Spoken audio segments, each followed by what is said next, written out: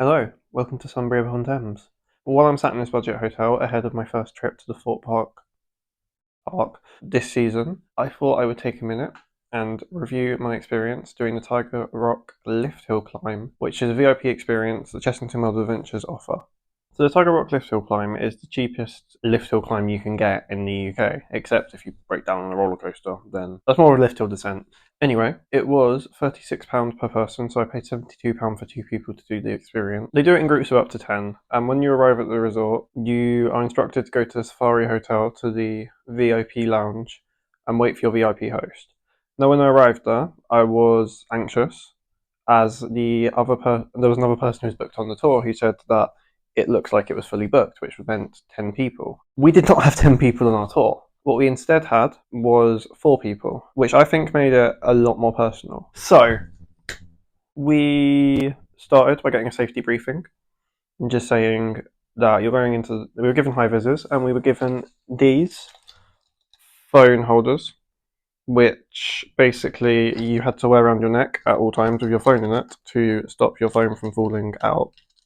Pretty self-explanatory. They're the Go Ape branded ones that you would get if you used Go Ape at the resort.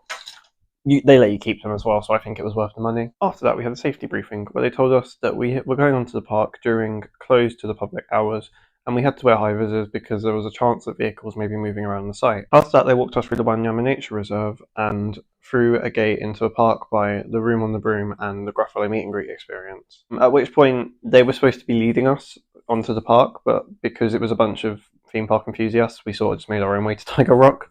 So we walked through what remained of Mexicana, through Forbidden Kingdom, stopped briefly at the capybaras and tortoises to have a look at them, before finally making it to Land of the Tiger. Now, the interesting part was we actually saw 2 tigers because apparently they prefer the cooler climate, and this was about 6:30 at night, so they were out. Once we walked through Land of the Tiger, we got to the entrance to Tiger Rock, at which point we were told that we were going to be shown the ride's old control panel and the ride's new control panel. So, the old control panel first I will talk about, because this I was very excited to see. It is the original control panel from when the ride opened. It is a piece of history. It is just not technologically advanced whatsoever compared to even the new control panel that they showed us. I took quite a lot of pictures of the control panel because you were allowed to take pictures of the old control panel. So they then took us into the ride station to show us the new control panel. Now, at this point, they requested that we did no filming and no photography of the new control panel. This, I'm assuming, was as part of a safety measure so people didn't leak on the internet what their control panel looked like. But they'd also turned off the CCTV monitors so that we didn't see where the cameras were, which I felt was quite interesting, as it's just another way to prevent people from avoiding the cameras on the ride. Now, what I liked about seeing the station like this is because the ride had been e-stopped and was shut down, there was all the boats that were just sat in the station and it was just dead. Now, the trough had been drained, obviously, so the boats were sort of just sat there. We each got given a key, which connected to a padlock on the ride's control panel, and without these keys, the ride would not be able to be restarted, which just made it extra safe for when we actually did the lift hill walk. After we left the station, we then made our way through a door opposite the station, which I had never noticed before, which took us to the base of the lift hill of Tiger Rock. Now, interestingly, they also used this area to store theming pieces, which I found this one particularly funny, and I took a picture of it. It is a Pharaoh from the Forbidden Kingdom theming holding a frozen Coke slushie from when Merlin did a partnership to sell frozen Cokes. It was just a bit unique to see the theming piece. After this, we walked up the lift hill.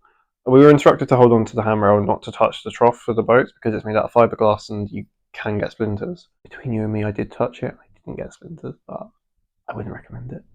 By the time we got to the top, it was decently dark, but however, Croc Drop was lit up, which meant that I got quite a lot of photos of the park with Croc Drop lit up. Now, while we were up there, the staff were amazing. Basically, it was just a bunch of theme park nerds and an open all forum for any question that we could think of.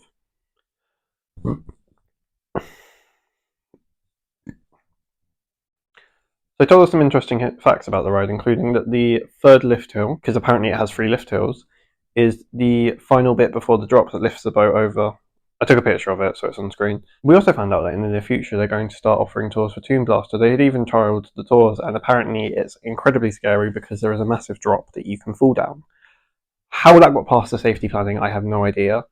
Will I book onto it 100%? Yes, I will. We also found out, on the topic of Tomb Blaster, that Tiger Rock's structure is an integral part of Tomb Blaster's building.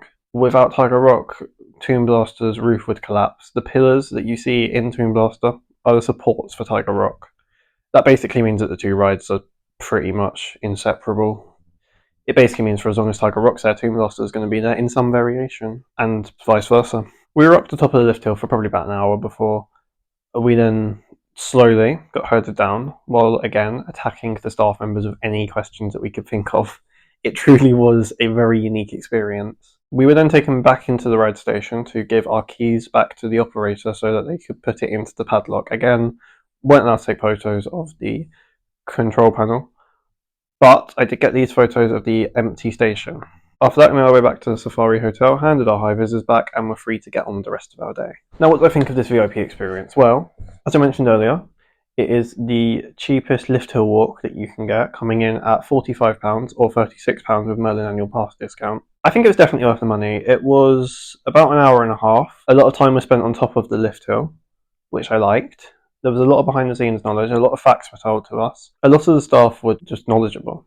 If you have a fear of heights, I would still recommend giving it a go, since even when you're up the top, by the time you get up there, it's dark outside, so you don't notice how high up you are. One thing I did find hilarious is that they struggled to find the light switch for the lights on the lift hill. So when we first started walking up the lift hill, it was dark until they eventually did turn some lights on. All round, it was a solid attraction, and I do think it was definitely worth the money. Thank you so much for watching this review. I hope that you enjoyed it, and I will see you in the next one, where I will hopefully be doing a review of the Nemesis Inferno cabin at Fort Park.